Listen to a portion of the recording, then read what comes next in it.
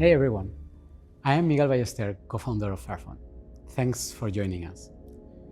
Today we are taking the next step in a journey we started almost 16 years ago, and a lot has changed since then. Back in 2010, Fairphone wasn't a phone company. It was a campaign raising awareness about conflict minerals and trying to convince the industry to work differently. Because it really needed to. Scary working conditions, extremely low wages, overuse of resources, products designed to be replaced rather than kept. For a while, we thought of asking other companies to change, but enough organizations were doing that already. So we decided to take a different approach and build something ourselves. That became Fairphone. The initial question seemed so simple back then. Why can't a smartphone be made differently? Not only in how it works, but also in how it is made, why it is made, and what it stands for. Our answer was technology that works well, lasts longer, and is made with more care for the people and materials behind it. Products that inspire the industry to act more responsibly. If we only knew what we were getting into. Since then, we've helped introduce fairer sourcing practices for materials, including cobalt and copper. We work directly with factories and mines to improve worker safety, worker conditions, and pay. And since 2019, we have paid 1.2 million in living wage bonuses to factory workers. I have been part of Fairphone since the beginning. And after nearly 16 years, one thing is very clear. There is no such thing as just a phone. Every device represents thousands of decisions, where the materials came from, who assembled it, how long it will last, and what happens when something breaks. Most of the industry doesn't want you to think about those questions. We build Fairphone because we think you should. We also focus on something that used to be the very core of engineering, keeping things in use for longer. And apparently this is still a radical idea. For us, it means longer warranties, longer software support, replaceable parts, less electronic waste. That means products that are modular and easy to keep. Impact isn't something we add at the end. It starts with a product from the get-go. Because responsibility shouldn't feel like a compromise. It should just be a part of what makes a good piece of tech. Last year, we brought all of that together in the Fairphone Gen 6.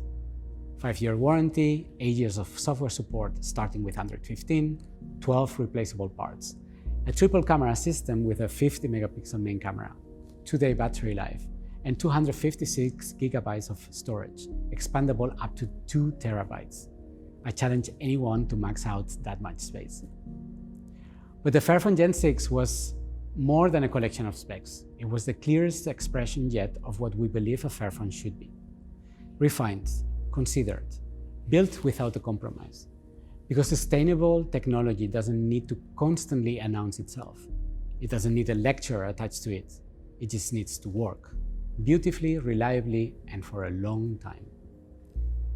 We also introduced a new range of integrated accessories. This allowed us to explore a different kind of modularity, not only replacing parts, but actually changing what the phone can do. Together, all of this created our best Fairphone yet. I know how that sounds coming from me. I might just be a bit biased. But don't take my word for it. Since launch, the Fairphone Gen 6 has received an IF Gold Design Award, a European Product Design Award, a Circular Tech Award, and many more. Of course, awards are not why we make products, but we are not going to pretend that we don't enjoy them. More importantly, they validate something that we care deeply about. A responsible product can also feel precise, modern, and desirable.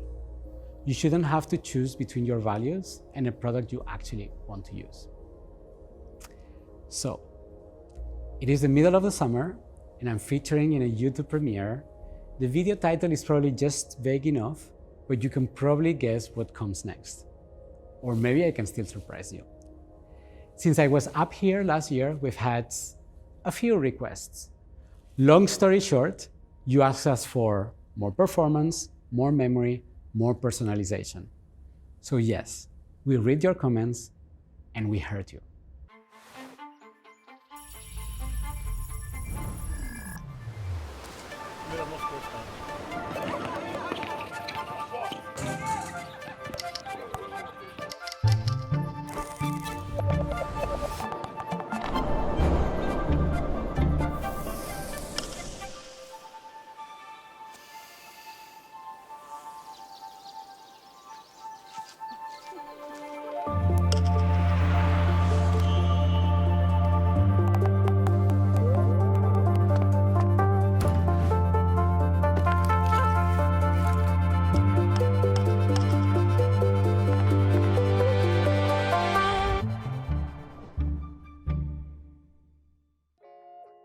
So this is the Fairphone Gen 6 Plus.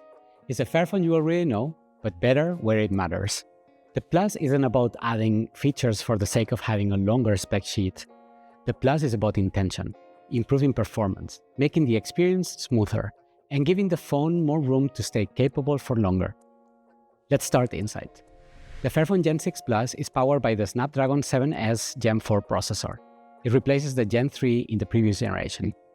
We've also increased the memory from an 8 to 12 gigabytes of RAM. That is the most we've ever put in a Fairphone. Together, these upgrades make the phone noticeably faster. Apps load and switch up to 24% faster. System RAM reservation time has been reduced by up to 20%. In practical terms, the phone can clear and allocate memory to background apps more quickly. Faster multitasking, a smoother experience. Less waiting for your phone to catch up. You probably won't think about any of this while using it. Good. That's the point. Performance should be felt, not announced. Apps open, things move, the phone keeps up. Future-proofing isn't about chasing every new feature. There will always be another feature, and another, and then an AI version of that feature. Future-proofing means making sure the product you buy today still feels good to use tomorrow, and well beyond tomorrow. And now, up to the next updates. We've also added a new color. The Fairphone Gen 6 Plus will be available in forest green, horizon black, and a new exclusive color, Cobalt Blue. The name references one of the materials we've worked to source more fairly over the years. Cobalt has been part of Fairphone's story from the beginning. And it is also just a very good blue. The color extends across our modular accessories, so everything can match, or not. Want to mix blue and green? Go ahead, it's your choice. On the software side, there are two main updates. First, Fairphone Moments. It became one of the most talked about features of the Fairphone Gen 6. Now we are giving you more control over it. You can choose what stays visible, what disappears, and what your focus space looks like. Because focus is personal. For some people, it may mean messages and music. For others, it apparently means 5 productivity apps. It's up to you. The second update is something our community has requested for a long time, a very long time. Fairphone Gallery. It's a simple, local gallery app for your photos and videos. Your files can stay on your device, no third-party service, no account required, no cloud required. No accepting 12 screens of terms and conditions just to look at a photo of your dog. Just your photos on your phone. And yes, the updated Fairphone Moments experience and Fairphone Gallery will also be available for existing Fairphone Gen 6 owners. Of course they will. Finally, there is one more thing. For years, one of the main questions we've received has been, when is Fairphone coming outside of Europe? I have heard this question at events, in meetings, online, and occasionally before someone has even said hello. So now how about this for a start? The Fairphone Gen 6 Plus is officially coming to the US. It will be available alongside the current generation Fairbuds through our website and selected online partners. This is a big step for Fairphone. And for me personally, it's also a moment to look back. We began as a campaign, a small group of people asking whether the electronics industry could work differently. Then we built a phone to prove it could. Then we built another one. And another one. I've seen Fairphone move from campaign meetings and early prototypes to minds, factories, repair guides, product launches, and millions of conversations about what responsible technology can look like. We've made progress. We've also made mistakes, but we have learned from both. And we've seen what happens when products are designed to last, when workers are treated as part of the product story, and when values shape a device from the inside out. We are more confident than ever about the role Fairphone plays. We are not here to become the fairest company in a broken industry. That is not enough. We are here to show what becomes possible when you build technology differently, not perfectly, but deliberately. Better each time. That's the Fairphone Gen 6 Plus. More performance, more memory, more personalization, and the same reason for existing. Now, I'm sure there are questions. After so many years, I've learned there are always questions and we love answering them. So let's hear from some of the other Fairphone experts and dive a little bit deeper.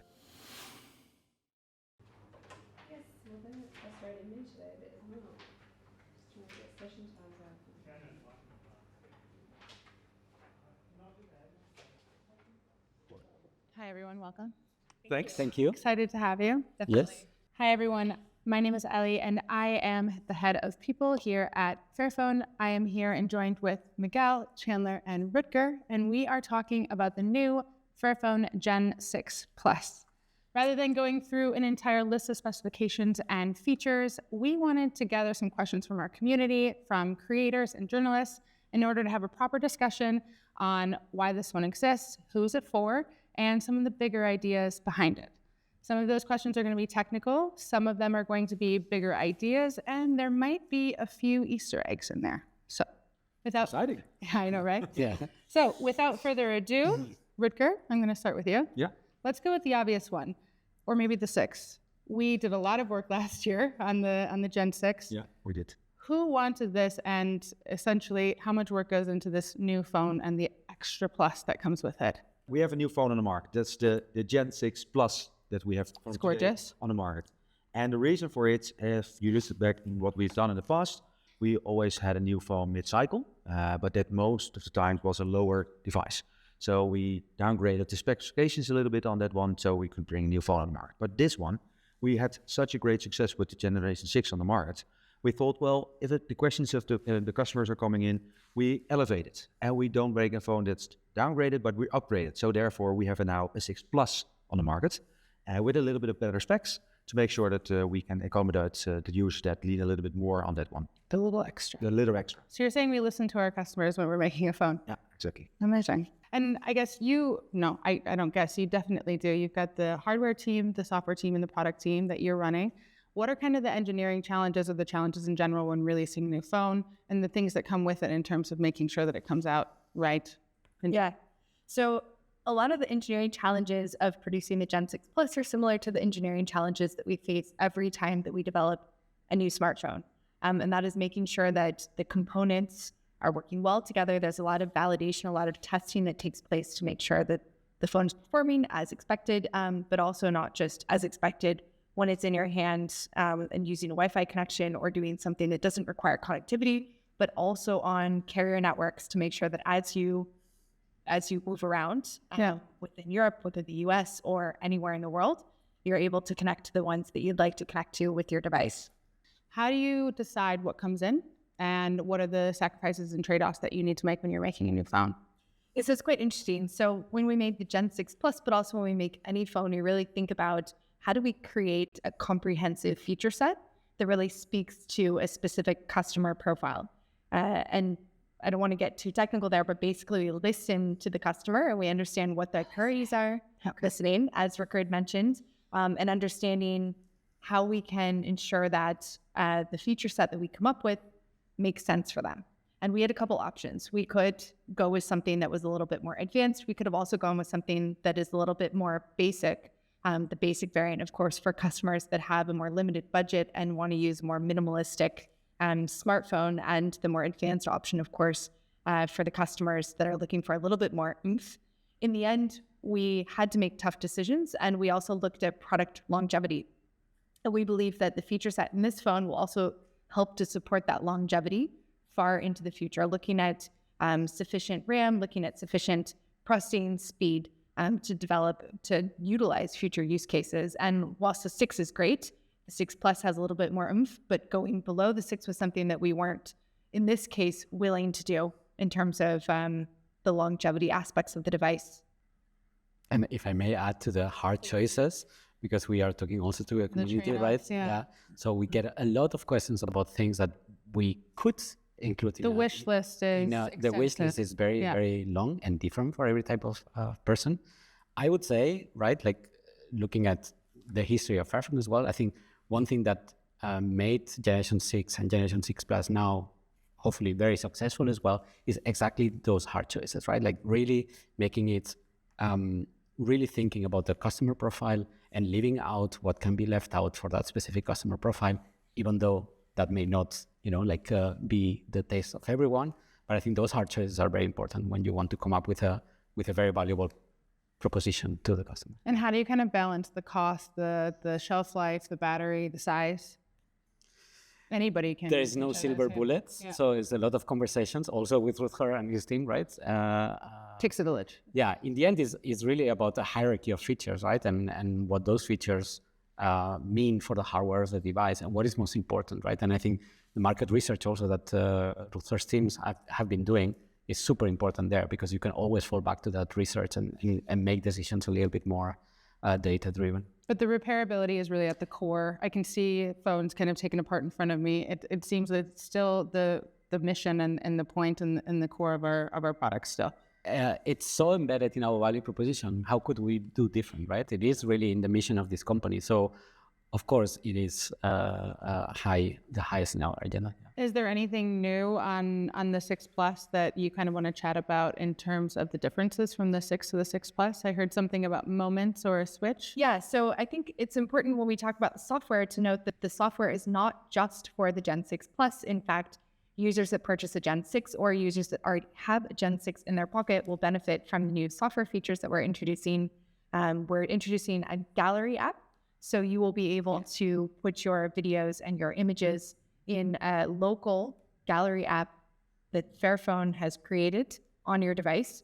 The other thing is that we've introduced some changes for moments, and I'll just show our users that maybe don't know, or people that are new to the moments feature, what that's all about. So there's this lime green switch here on the side of the device. And if I were to switch that, then we leave the standard Android environment and enter a more curated moments environment. And this you can really use to decompress, to take a moment to move from a smartphone-focused day to a moment that's more focused on the world around the smartphone. And you can adjust different profiles for your own needs. Now, we've introduced some additional customizations in the Moments feature.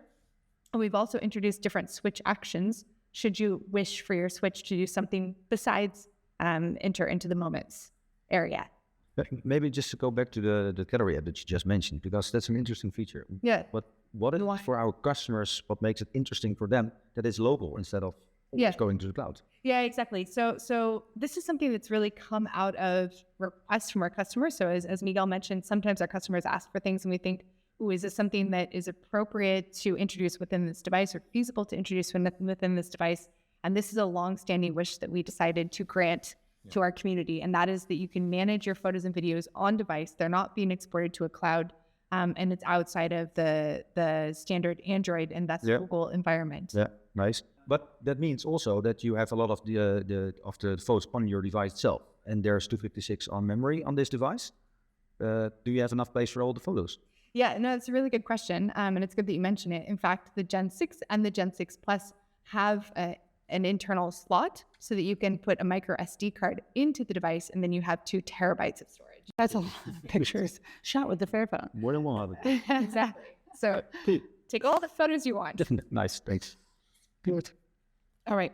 We've talked about the old, the new, the repairability. Let's talk about the blue. Is there a bigger story? It's gorgeous. Yeah. Is there a bigger story behind this, or is it just fashion? There is a bigger story, of course, besides the fact that it is a beautiful color. Yeah. It's the word cobalt, the blue cobalt. It's very, very connected to the beginning of Fairphone's history.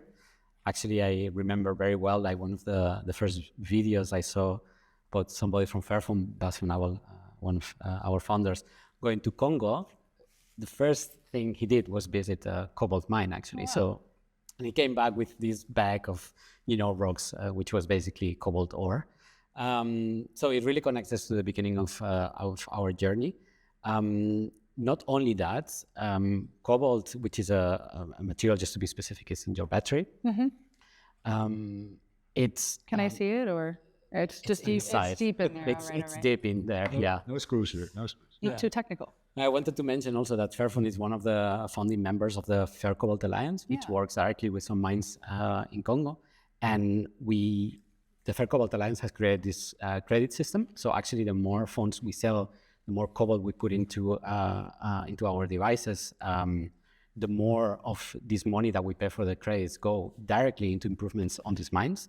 And we are talking about very specific things, right? We are talking about air pumps so that there's enough oxygen in the mines, right? We are talking about safe changing rooms for the women that wash the ore.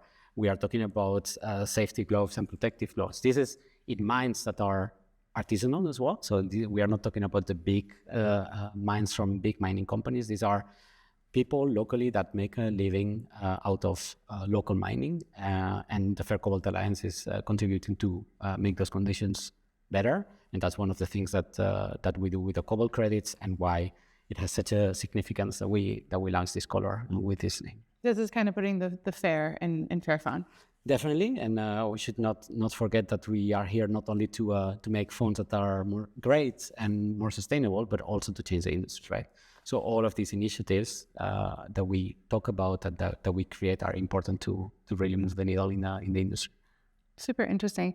And kind of thinking about being a sustainable company, there's a topic that's on everybody's mind, which is AI. It's a buzzword. It's everywhere. I think have you heard it? Mm-hmm. Yeah. Well, we do have a question from Nathan Vithlin at Reuters. This is for all of us to join in if you want to. With the world turning to on-device AI, do you see room for private AI in our product roadmap? I'll jump in there. There is certainly room for AI in our product roadmap, but when we do AI, we do it in our own way, in the Fairphone way. And we've also, on this point, been listening to the community, and there we hear that there's a strong desire to have AI that supports privacy, and that there's strong transparency as to what's happening with your data when you're using these AI applications. So these are things that we are investigating, and then we have some developments underway. Then when you look at this device in particular, we're thinking about AI use cases, then it's important to note the hardware in the device, which will support greater use cases than perhaps the Gen 6. And that's because of the Snapdragon 7S Gen 4 processor and the 12 gigabytes of memory. So that's what the Plus is getting you in this case. Plus is getting you in this case, yeah. And maybe also to add on that one, the Gallery app that you just mentioned is local. Means also that it's privacy sensitive. That means that you can at least store your device, store everything locally, instead of going always to the cloud. It means also on privacy sensitive things that it's easier. Yeah, exactly. And this is something that we're also looking into when we make decisions about where data is going, how to store it, being able to give our customers a little bit more power to keep things in the places that they'd like to have it. And speaking of decisions, we've made decisions to expand into new markets. Maybe a question for you is, how do we pick what kind of markets to expand into? Is it the US and beyond, or do we have some other ideas there? What goes into this? Well, it's a little bit like Miguel earlier said in this conversation about market research and understanding where your customers are, who are your customers, what do you want from us? Yeah. And there are already quite a lot of questions coming from the US on a day-to-day basis. There are a lot of visitors on our website. There are a lot of people on our socials already from the US. So we see that there's a movement going on. And if you look at the US at this moment, the right to repair is getting bigger and bigger. And the right to repair is getting bigger and bigger. But it's also getting more into different areas. So it's not only tractors or refrigerators, but it's also consumer electronics, and specifically phones. Yeah. So when that right to repair comes into play more in the US, we also see that people want to hold their phone for longer. And of course, with the longevity that we have with our device, we have 5 years of warranty, and we have software support until 2033. That means you can hold your device really long. And in Europe, that has been already the case for a longer time. You see that there's a tendency to hold your phone for longer in Europe. The average is around 3 to 3.5 years. Okay. We have an average of above 6 years. Okay. So that means we really extend the lifetime of the phone. In the US now, we also see that there's a tendency of holding phones for longer. It's a little bit less than in Europe still, but it's growing. And that means that we can support the movement further in the US as well. So for us, the US was the logical choice to go into at this moment. And does the customer base look a little bit different there in terms of sustainability or what they're looking for in that area? Or repairability? I mean, it seems like it's important, but what about the sustainability side and our message and story? It's absolutely something that we hear a lot from our customers there, or at least the potential customers, that they want to have a phone and sustainability is not about per se about the materials that they ask for, but more the fact that there is no planned obsolescence and that you can hold it that long. And that means also if you have one phone that you can use 6 years instead of 2 phones that you use 6 years, that's half of the CO2 emission that you have. Yeah. So that's the sustainability that comes in play. I think in general, people are not buying a phone because it's sustainable. They're buying a phone because they want a very good product to use on a daily basis. Yeah. And the fact that it's also been sustainable, with what Miguel just explained on the Cobalt Alliance, for instance, That's an add-on. That's a plus. It was last year already the audio products, and this year we're adding the phones, but we're also extending it to our own direct sales website from the US. Nice. Phones and audio. And talking about audio, I have something here. There's something that we're launching. Yeah, there's something that we're launching end of this year, Q4. You never asked. Yeah, and these are the Fairbuds too. Very busy with them. Psych? They have seen them. Well, your secret's safe with me and Yeah. everyone I tell. So But yeah, these are coming in Q4, so expanding our audio portfolio, and of course, being available also in the US. we do have a question from Zach at Jerry Rig Everything. We appreciate your work. We've seen your videos and are big fans. Miguel, this one's for you. How are we balancing water resistance with repairability? And are we doing rubber gaskets, or did we get stuck with adhesives? Yeah, with Generation 6 Plus, you get the same repairability that you know from us, same as Generation 6. So definitely rubber gaskets and not glue. That's really like a principle really for us. And about the balancing, about the question about balancing, indeed, is always a balance. We believe like that the IP rating that we are giving is like perfect for our type of customers. We don't think that you need more than that, because why would you make a device that you can actually put underwater for half an hour if you don't do that every day, right? Like, this is not a device for underwater. Purpose, at least. Yeah, it's not for for underwater video recording, right? So actually staying within IP55 then allows the device to be weatherproof, right? Like to be life-proof, I would say. You take it to a festival, misuse it, and it will take it. And it is a balance, because you can always do, let's say, a fully modular device that is like IP68, which means that you can put it underwater, but that would also mean like a thicker and bulkier device. Or you can go to the other side, which is using glue, as you were asking, right? And making a device that is very thin, but you cannot repair, right? So that fine balance between where we stay with Fairphone is important, and indeed we need to balance.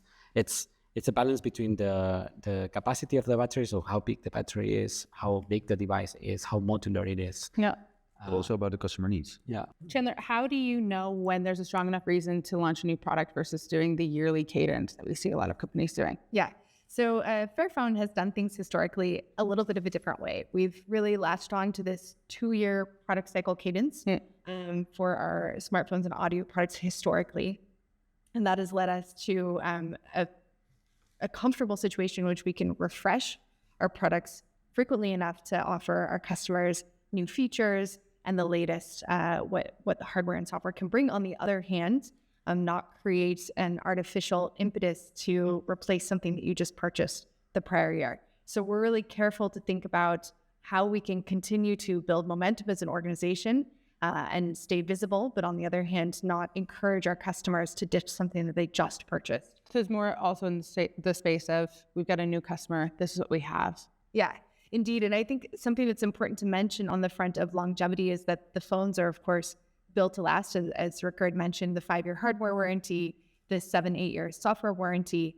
And that really means that after we've launched the device, it's not the case that our developers sort of dust off their hands and go start working on the next project. The case is that we have a specific team, the OS longevity team, that's devoted to ensuring that the software is being updated.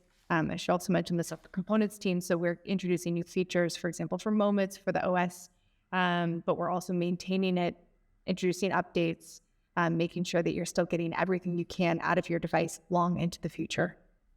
And essentially, making sure that our users can use the phone, and they're not forced into buying a new device because we stop updates. Do you think that's one of the common misconceptions Yeah, I think of so. Fairphone?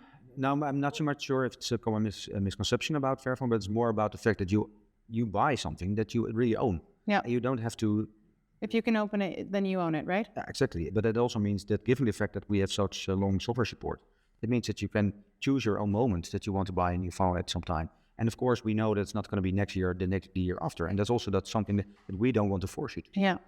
And that's We actually encourage it. exactly. Keeping your phone longer, keeping your device longer, devices. In fact, most people purchase a new device when they accidentally break a device. So what will happen is that you'll drop your phone or something will break on your phone, and you'll find out that actually getting that repair done is so hard, is so cumbersome, Or expensive. Expensive, time consuming as well. Hey, time consuming. You have to send your phone somewhere. You don't have it for a couple weeks. And then you start to think about maybe I should just get a new device. But most people would prefer to keep their current device because it's already up and running. It's doing everything you want it. It's really hassle. And this is something that we can really support our customers to do. Yeah. Okay, I've got one final question. 5 years from now, what do you hope that people will say about Fairphone and how we change or revolutionize the tech industry? Well, we are in that journey, right? But we are.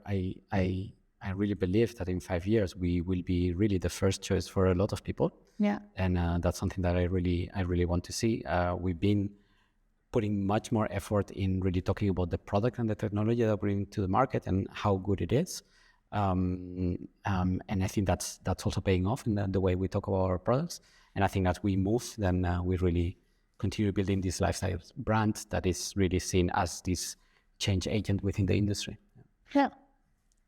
Yeah, to build on that, I think in 5 years' time, or hopefully sooner, we will see also competitors doing the same things as we are doing. Yeah. So making it modular, making it easier for consumers to adapt on the things that they like. Yeah. Because it makes it a lot easier for everybody. And in the end, it's something that we in our mission is that we want to challenge the industry. Yeah. And I really hope that the industry is picking that up. And that means also if we push forward on it, that means that more people have a Fairphone, more people will get used to repairing their phone again. Yeah. You could do that 20 years ago, but it's not possible now. It's strange.